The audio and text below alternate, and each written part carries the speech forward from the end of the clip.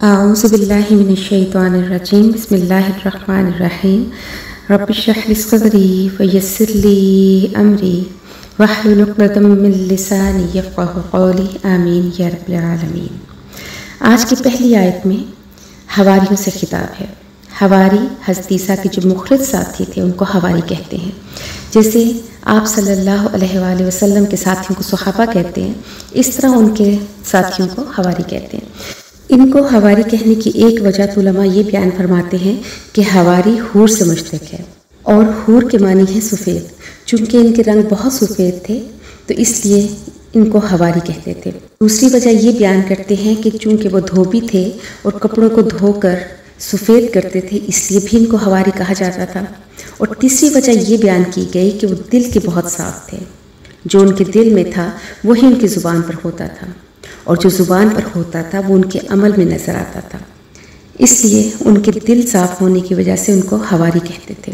تو اللہ پاک فرماتے ہیں وَإِذْ أَوْحَيْتُ کہ جب میں نے وحی کی إِلَى الْحَوَارِيِّينَ حواریوں کی طرف۔ یہاں وحی سے مراد ہے وحی خفی یعنی الہام۔ ایک تو یہ بیان کیا جاتا ہے کہ حضرت عیسیٰ کے ذریعے ان کو پیغام دیا گیا، اور وہ چونکہ اللہ کے پیغمبر تھے ان پر وحی نازل ہوتی تھی تو ان کے ذریعے ان کو یہ پیغام پہنچایا گیا۔ اور دل میں ڈالنا بات کا، مگر غیر نبی کا الہام قطعی نہیں ہوتا تو مطلب یہ ہو بنے گا کہ میں نے ان کے دل میں یہ بات ڈالی۔ ان آمنو یہ کہ ایمان لاؤ بھی مجھ پر و بھی رسولی اور میرے رسول پر یعنی حضرت عیسیٰ پر۔ قالو تو انہوں نے کہا آمنا ہم ایمان لائے، وشہد تو گواہ ہے بِأَنَّنَا مسلمون بے شک ہم مسلمان ہیں۔ اذ قال الحواریون جب کہا حواریوں نے یا عیسیٰ ابن مریم اے عیسیٰ مریم کے بیٹے، هل یستطیع کہ کیا طاقت رکھتا ہے ربو کا تیرا رب ان ینزل یہ کہ نازل کرے علینا ہم پر مائدۃ من السماء دسترخوان آسمان کی طرف سے۔ یہ مطالبہ حواریوں نے اس لیے کیا تھا چونکہ وہ بہت قریب تھے اور کھانا ان کو نہیں میسر ہوتا تھا، بعض اوقات 3 دن فاقے میں گزر جاتے تھے۔ اس صورت کا نام بھی اسی پر رکھا گیا ہے مائدہ۔ مائدہ کا مطلب ہے دسترخوان۔ قالوا اتقوا اللہ تو حضرت عیسیٰ نے فرمایا کہ ڈرو اللہ سے، کہ ایک طرف تو یہ کہتے ہو کہ تیرا رب اور دوسری طرف کہتے ہو کہ وہ آسمان سے دسترخوان اتارنے پر قادر ہے کہ نہیں۔ تو اللہ تو ہر چیز پر قادر ہے، جس نے اتنے دنیا کو تخلیق کیا، تمہیں تخلیق کیا، تو کیا وہ ایک دسترخوان نہیں اتار سکتا؟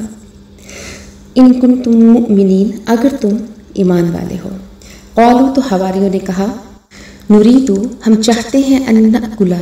یہ کہ کھائیں منہا اس سے یعنی اس دسترخوان سے، وتطمئن اور اطمینان پکڑے قلوبنا ہمارے دل، کیونکہ ہم چاہتے ہیں کہ ہمارا دل مطمئن ہو جائے، کیونکہ بھوک کی وجہ سے ہم نڈھال رہتے ہیں۔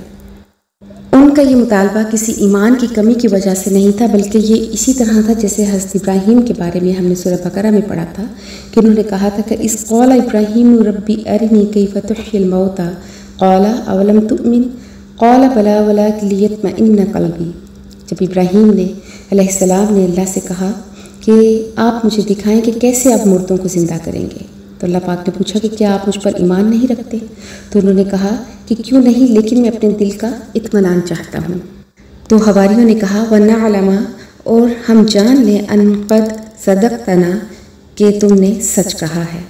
یعنی کہ اللہ نے جو تمہارے ساتھ وعدہ کیا ہے کہ وہ تمہاری وقتاً فوقتاً مدد کرتا رہے گا، تو باقی ہمیں اللہ کی قدرت پر کوئی شک نہیں۔ وَنَكُونَ عَلَيْهَا اور ہو جائیں ہم اس پر یعنی اس دسترخوان پر من الشاہدین گواہی دینے والوں میں سے۔ اور پھر اللہ نے ان پر آسمان سے دسترخوان نازل کیا جس پر وہ کھانا کھاتے تھے، اور حضرت عیسیٰ کو بھی یہ یقین ہو گیا کہ حواری اللہ کی قدرت کے منکر نہیں ہیں، صرف تعبیر کرنے میں غلطی ہوئی ورنہ وہ دل کے بہت صاف تھے۔ تو حضرت عیسیٰ نے دعا کی قال عیسیٰ ابن مریم فرمایا عیسیٰ ابن مریم نے اللہم اے اللہ ربنا جو ہمارا رب ہے انزل علینا نازل کر ہم پر مائدۃ من السماء دسترخوان آسمان کی طرف سے، تکون لنا عیداً کہ ہو ہمارے لیے خوشی کا ذریعہ، لاولنا و آخرنا ہمارے پہلوں کے لیے بھی اور ہمارے پچھلوں کے لیے بھی۔ تو مطلب یہ بنے گا کہ ہمارے پہلوں کے لیے بھی خوشی تھی اور ہمارے لیے بھی خوشی کا ذریعہ بنے۔ بعض حضرات فرماتے ہیں کہ پہلوں سے مراد وہ لوگ ہیں جو اس وقت موجود تھے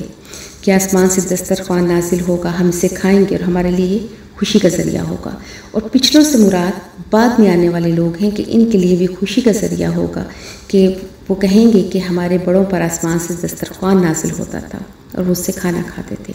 اسی طرح جیسے ہم اپنے بڑوں کے کارنامے کا ذکر کر کے خوش ہوتے ہیں کہ بدر میں اس طرح ہوا یا فلاں مقام پر اللہ نے ایسے مدد فرمائی،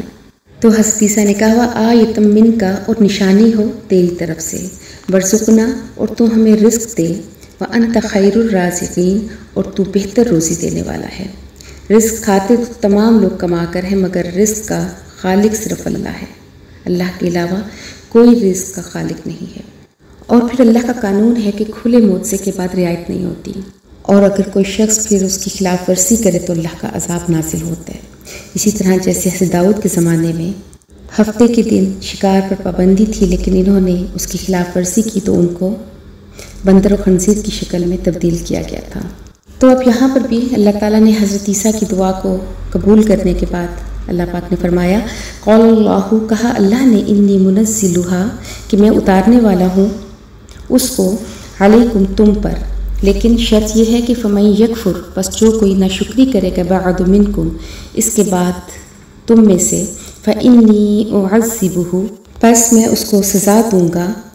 عذاباً ایسی سزا، لا اعذبہ، کہ نہیں ایسی سزا دی گئی ہوگی، احد من العالمین، جہان والوں میں سے کسی کو بھی۔ ترمذی شریف میں حضرت عمار بن یاسر رضی اللہ عنہ سے روایت ہے کہ نبی پاک صلی اللہ علیہ وآلہ وسلم نے فرمایا کہ آسمان سے دسترخوان نازل ہوا، اس میں گوشت اور روٹیاں تھیں۔ بعض تفسیروں میں مچھلی کا بھی ذکر ہے کہ اللہ تعالیٰ نے بھنی ہوئی مچھلیاں بھی نازل فرمائیں۔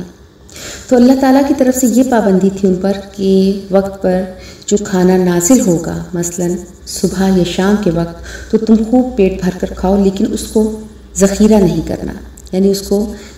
گھر میں اکٹھا نہیں کرنا۔ اور یہ تفسیر بھی ہے کہ حکم تھا کہ یہ کھانا صرف محتاج اور غریب لوگ کھائیں گے، مالدار اور صاحب حیثیت نہ کھائیں۔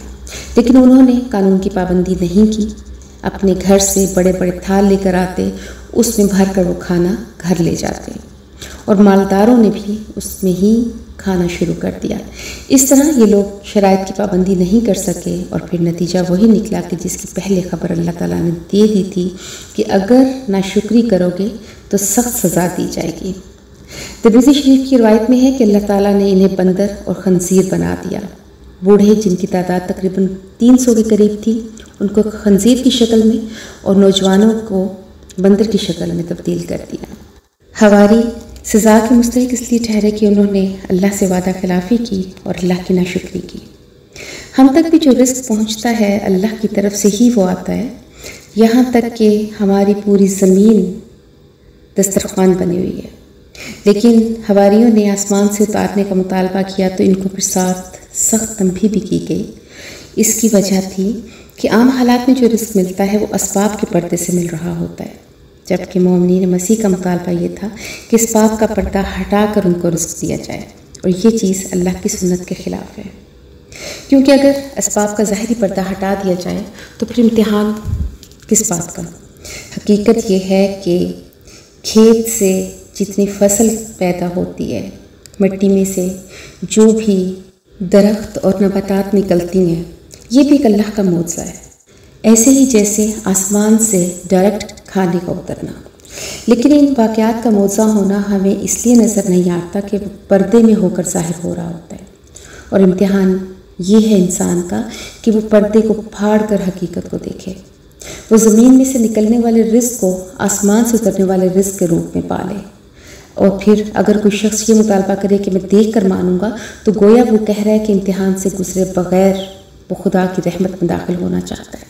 اور یہ اللہ کی سنت کے خلاف ہے۔ امت محمدی کے ساتھ یہ چیز مخصوص رہی ہے کہ اللہ تعالیٰ نے ہمیں کوئی حصی معجزہ نہیں دکھایا، بلکہ اس قرآن کو ہمارے لیے معجزہ بنایا کہ تاکہ ہم اس قرآن کو سمجھ کے اس ہستی کو پہچانیں کہ جو چھپے ہوئے پردوں سے ہمارے لیے نعمتیں بھیج رہی ہے، کیونکہ اس کائنات کی ایک ایک چیز اللہ کی پہچان کرواتی ہے، اور اس پہچان کا ذریعہ قرآن ہے۔ تو اللہ پاک ہمیں اس قرآن کو سمجھنے کی، اللہ کو پہچاننے کی، اس کی بندگی کی توفیق دے تاکہ ہم اس کی نعمتوں کا شکر ادا کریں۔ اور اگر آج ہم اس وقت کا فائدہ نہیں اٹھائیں گے، ہم اللہ کو نہیں پہچانیں گے، تو اس امت کا بھی وہی انجام ہوگا جو یہود و نصارہ کا ہوا۔ اللہ پاک ہمیں زندگی اور موت ایمان کی دے اور اپنے فرمان بردار لوگوں میں شامل کرے۔ وآخر دعوانا ان الحمد للہ رب العالمین۔